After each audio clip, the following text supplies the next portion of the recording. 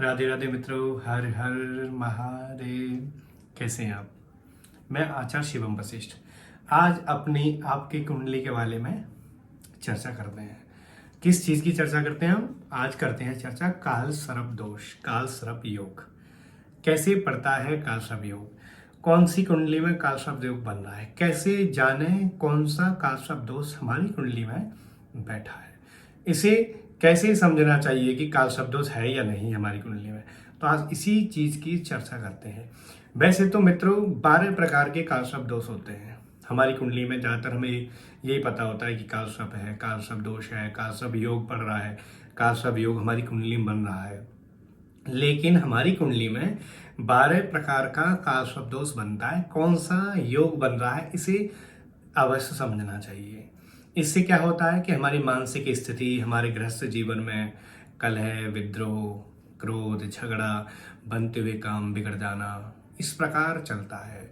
कुछ पूर्ण काल सर्प योग बनता है तो कुछ अर्ध काल सर्प दोष बनता है, निम्न भी बनता है कभी कभी कहीं कहीं कुंडलियों में। कैसे जानेंगे कि आपकी हमारी कुंडली में कौन सा योग बन रहा है? कौन सा काल सर्प दोष कुंडली मारकर हमारी कुंडली में बैठा है, जो धन को रोक रहा है, जो मानसिक स्थिति दे रहा है? कौन सा दोष, कौन सा योग हमें सता रहा है? इसके लिए आज जानते हैं हम। तो मित्रों 12 प्रकार के काल सर्प दोष बनते हैं। 12 प्रकार के कौन कौन से हैं उनके सबके नाम मैं आपको गिनाऊंगा और कैसे कैसे आपको देखना है अपनी कुंडली में।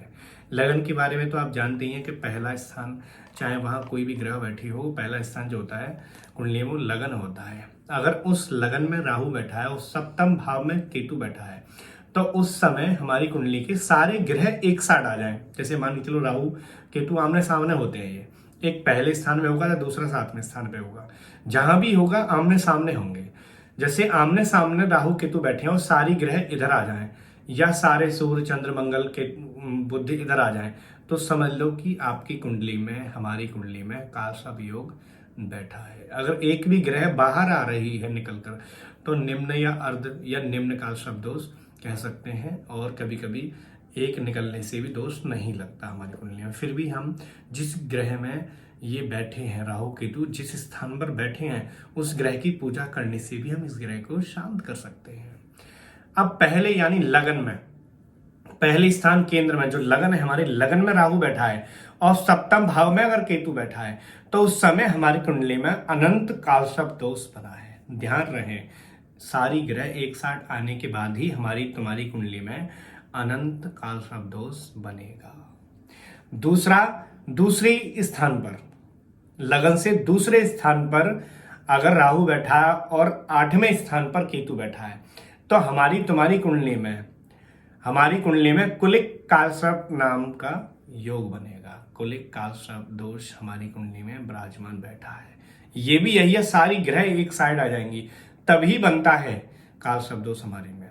अब लगन से तीसरे स्थान पर, अगर लगन से तीसरे स्थान पर राहु बैठा है और तीसरे के बाद 9वें स्थान पर केतु बैठा है तो हमारी कुंडली में वासुकी नामक काल सर्प दोष बनता है। इसी प्रकार धीमे धीमे हम आगे के लिए 12 को जानते हैं। अब हम चौथे स्थान पर पहुंचते हैं।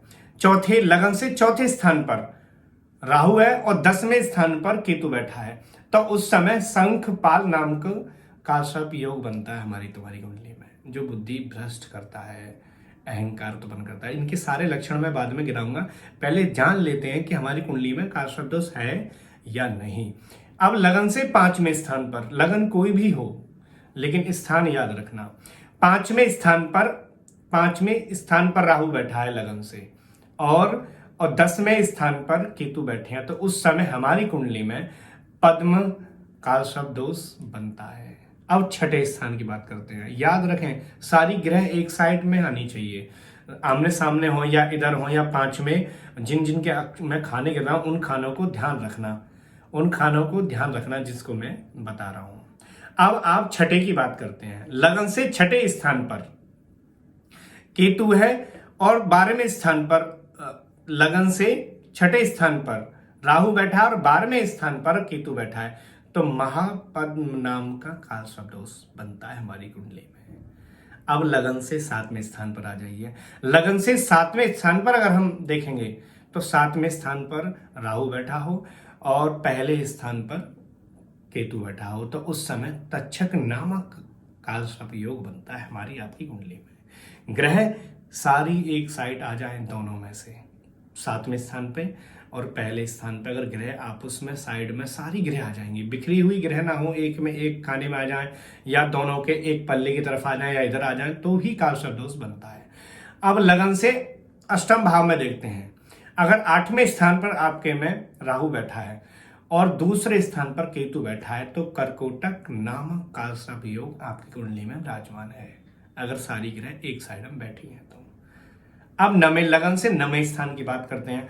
अगर नवे स्थान की अगर बात करें हम तो नवे स्थान पर अगर राहु बैठा है और तीसरे स्थान पर केतु बैठा है तो शंखनाद नामक एक कालसर्प योग बन रहा है आपकी कुंडली। मैंने बताया 12 कालसर्प दोष होते हैं, हम एक ही जानते हैं ज्यादातर कालसर्प दोष बनना है, कालसर्प कौन सा बन रहा है। इनमें कुछ तो ऐसे कालसर्प दोष हैं जो हल्का सा छोटा सा कुछ भी दान करके ही इनको शांत किया जा सकता है। अब 10वें स्थान की बात करते हैं। 10वें स्थान पर राहु बैठा हो, चौथे स्थान पर केतु बैठा हो तो हमारी कुंडली में घातक नामक कालसर्प योग बनेगा। घातक नामक कालसर्प योग हमारी कुंडली में विराजमान है। अब 11वें स्थान पर राहु हो और 5वें स्थान पर केतु हो तो विषधर नामक कालसर्प योग बनता है हमारी कुंडली में। लगन से गिनते चले जाइए आप, धीमे धीमे करके, रोक रोक के। अगर जो समझ में आए तो आप कमेंट में पूछ सकते हैं। अब 12वें स्थान पर राहु और 6ठे स्थान पर केतु हो तो शेष नाग नामक कालसर्प योग बनेगा हमारी कुंडली में। ये 12 प्रकार के कालसर्प दोष होते हैं। पहला होता है अनंत, दूसरा होता है कुलिक, तीसरा वासुकी, चौथा शंखपाल, 5वां पदम। पदम के बाद में आता है महापदम, तक्षक, कर्कोटक, शंखनाद, घातक, विषधर, शेषनाग। इस प्रकार 12 कालसर्प दोष होते हैं। अब आप जान लीजिए कि हमारी कुंडली में कौन सा योग बन रहा है, कौन सा योग हानिकारक बन रहा है। सब ग्रहों के साथ साथ ये भी अनिवार्य हो गए हैं। तो कौन सा कालसर्प दोष आपकी कुंडली में विराजमान है उसके लिए मुझे कमेंट में आप बॉक्स में छोड़ सकते हैं। ये कुंडली है, ये वाला कालसर्प दोष बन रहा है, कौन सा उपाय करना चाहिए, मैं तत्काल आपको उसी कमेंट में बता दूंगा कि फलाना उपाय करने से ये शांत हो जाएंगे। और 12 प्रकार का एक सबके उपाय अलग अलग होते हैं। वैसे मैं सबकी वीडियो अलग अलग बनाकर आपको शेयर करूंगा, तब तक आप इसको देख लीजिए कि कौन सी आपकी कुंडली में योग बनता है। राधे राधे, जय महाकाल।